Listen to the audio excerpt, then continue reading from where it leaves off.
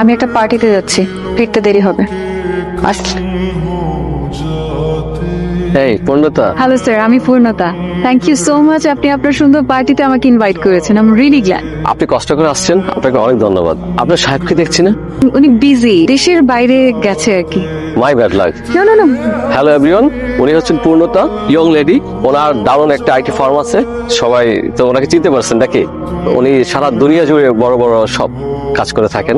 আচ্ছা আপনি একটু কথা বলেন, আমি আসছি। এক্সকিউজ মি, তুমি এখানে কি করছো? এমন, এটা আমার পার্টি, এখানে প্লিজ আমাকে ফুটো করো না এদের মাঝখানে। আর কি পরে এসেছো, মানে এই অবস্থায় এই ধরনের পার্টি? এটা দেখো আমার বিজনেসের জায়গা, সো প্লিজ তুমি আমাকে এদের সামনে ইনসাল্ট করো না, এখনই এখান থেকে চলে যাও। আমার কি সৌভাগ্য। শান্ত সাহেব যে, প্লিজ আসুন।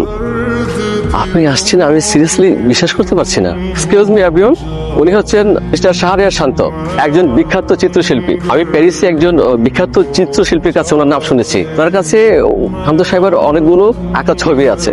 শান্ত সাহেব কিন্তু একজন ভালো মানের ইন্টেরিয়র ডিজাইনার এবং একজন খুব ভালো মানুষ।